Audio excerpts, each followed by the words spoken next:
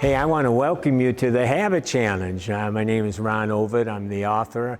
I'm a pastoral counselor, a minister. I'm also an author. And we have a class called Emotional Resilience, a year-long class, living with the fruit of the Spirit, that's just all excited about change. And we teach about habits in there, and we decided to put a book together. All of us have habits, and a lot of times we need to change those habits or we need to crush the cravings. And what I found out is that, depending upon the intensity of the urge, right? Depending upon the intensity of the urge, you go from a impulse to where it's compulsive behavior. You go from where it's an urge to where it's more of a hard to get rid of craving, right? And I can't help where you are on this intensity line here. You need to figure that out for yourself. Most of us with habits are down in here, And that's what this class is about. This class is going to be about habits, and we're going to have we have 7 different things here, parts of the program. You can see that's creating a habit goal, selecting support team, applying a habit formula, regulating your habit triggers. Those all have to do with habits, and that's what this class is about. But this class is changing your habits, and so we're going to be dealing with those first 4, and I'm so excited that you're with us. We're going to be doing a series of shorter videos here so you can have some time in between each one where you can really apply what needs to be done to help you change your habits. And so let me start off with my own story, though. I've been fascinated with human behavior for most of my life. Perhaps like many, I simply was trying to find out my own experience, my own complicated life. We all have our normal.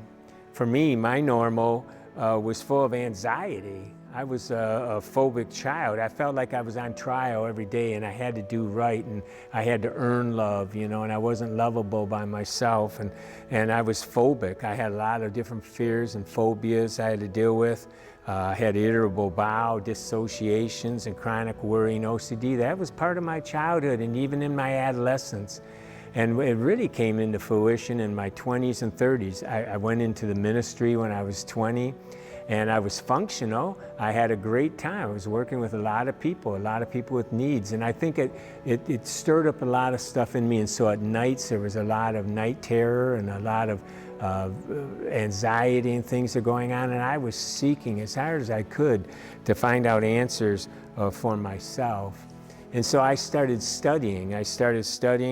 And I studied the integration of Christianity and psychology. I started taking all kinds of courses on pastoral counseling and Christian counseling. Then I went after a bachelor's in graduate school in psychology. So I put a lot of time into the different kinds of therapies that would help people like me. And eventually I was able to go to counseling as well and get help with a lot of my issues.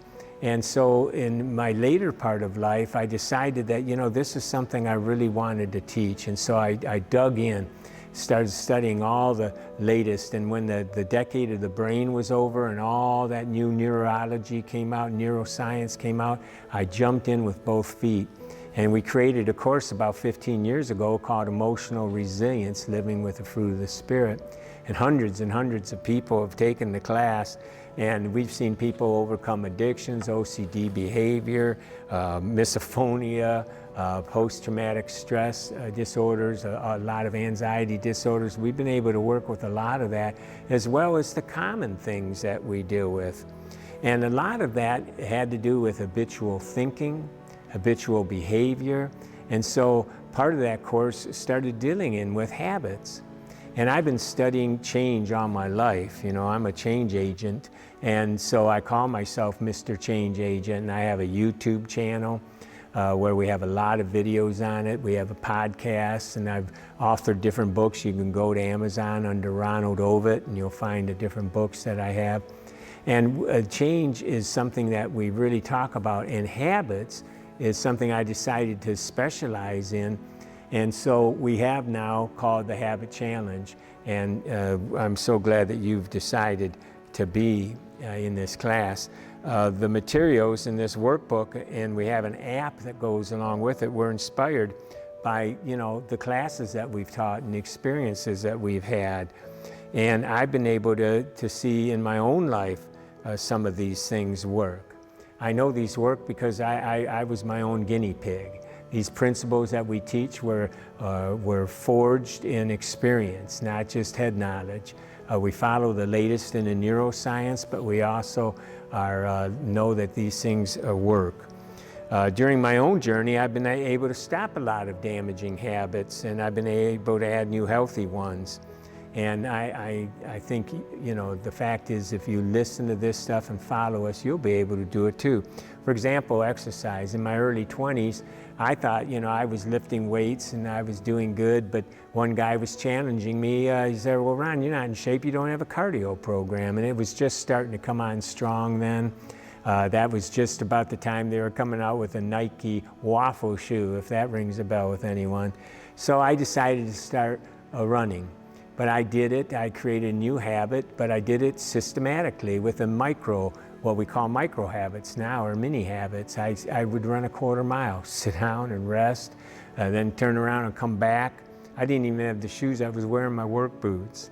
But that went into my goal was to run 3, 4 miles, 5 miles a day, 5 days a week, and that's what I started doing.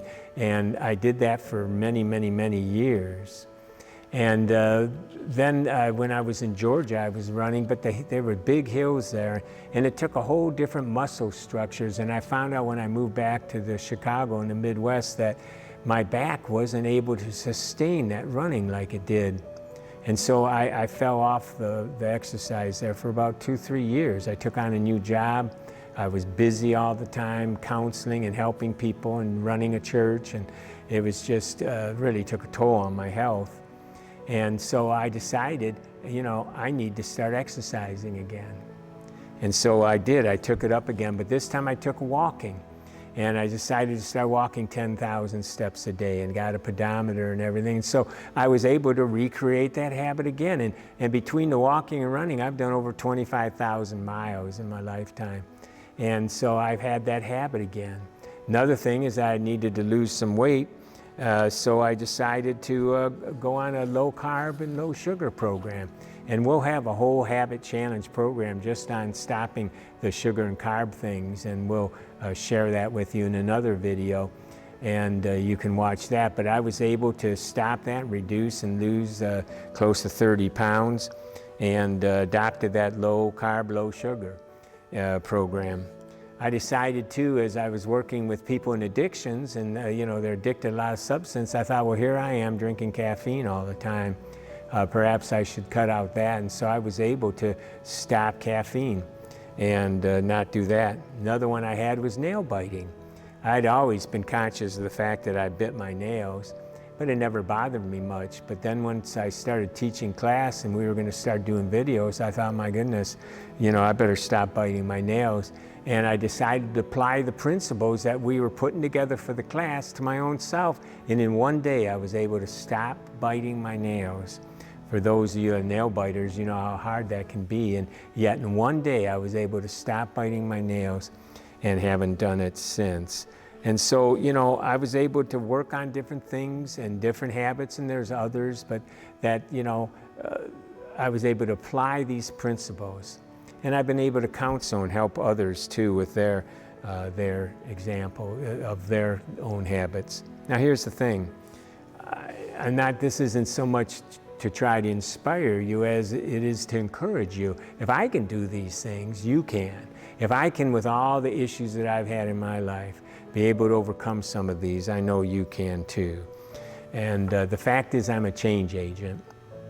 Back in December of 1995, Fast Company magazine started, and they came out with their second issue, and there was an example of a person in there that was making tremendous changes in this company and moving them forward with all the new technology. And this guy was a wonder kid, right? And they called him a change agent. And that word stuck to me, and I thought, wow. And I had an epiphany, you know, that's what I am. And I'm a change agent. And the goal of this program isn't just to listen to what I'm saying.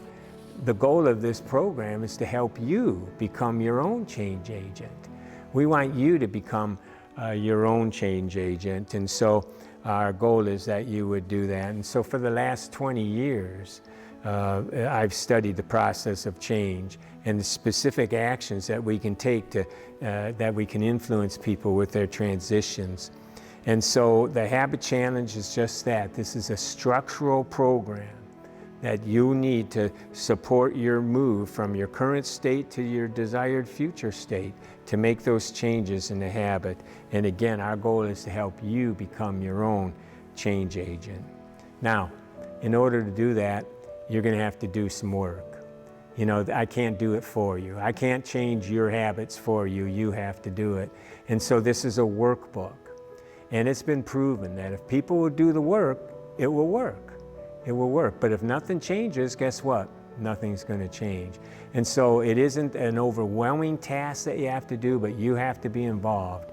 And so I encourage you to take this program seriously, to do the homework, to do the kind of things that we're asking you to do. And you'll find, if you do, you'll be able to change these habits. In order to do this, you must be prepared for the challenge and be willing to embrace the idea of personal change. And you need to adopt some strategies that we have. Preparing you to successfully change a habit is precisely what this Habit Challenge workbook and companion app are designed to do. The unique combination of information, tactics, and tools that you'll find in the Habit Challenge program that we have here is everything you need to prepare, get started, keep going, and achieve the life goals that you long to achieve. So what we're looking at first is that there's a continuum of changing a habit. Research shows that to change a habit, there's 5 elements that are needed. First, you need to know in your heart that you need to change. And I would imagine you've done that already. You wouldn't be watching this video if you didn't think, boy, you know, I need to change this. I need to change this habit. And so, you know, you need to be convinced that, hey, there's a change. And usually this comes because the second thing, others are pressuring me, right? I feel the pressure. Others have confirmed that I need to have a change. The third thing that moves people a lot of times is that, you know, I can't keep going on like this. Circumstances are showing, hey, I need to change. I can't keep going on like this. And then fourth, you know, I really want to change. There needs to be that internal. And you know, you may be on the fence right now.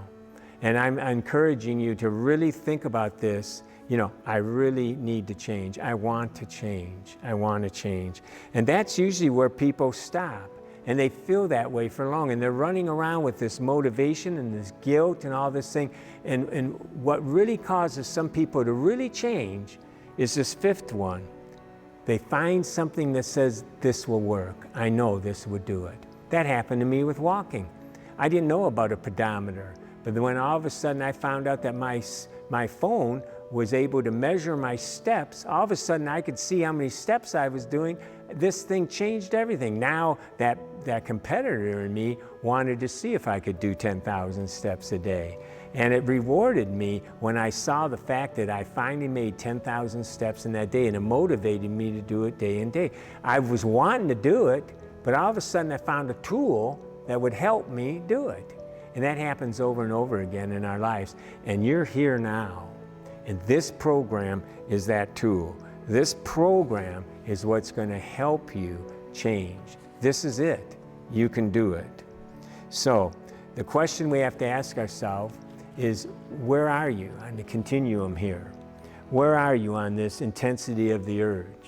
For many of you, it's going to be, you know, it's not that bad. This is a habit. You know, I've been eating donuts in the morning and I want to get off that. And I want to watch some of the sugar I'm having, and you'll be able to do that. For some of you, it might be that, you know, I've been getting angry lately and the anger is becoming a habit and I want to change that. Or it might be some other habit that isn't that complicated, that these steps that we're going to do in this course can't solve. But for some of us, we're going to find that we need more. This intensity is really over here. And that's where you're going to need our other program on crushing your cravings. This is changing your habits. But here's the thing, even if that's what you need, we still start with the habitual part of the program. I mean, addictions are habits. And so we need to start with these 4 elements anyways, and then we can get into the other 3 in the other programs. So I encourage you to take this program, take it seriously, and no matter where you are on the continuum, this is going to help you. And so we'll be focusing then on creating habit goals, selecting a support team, applying habit formula, and then identifying and dealing with our habit triggers. And that's going to help us get along and work on changing our habits.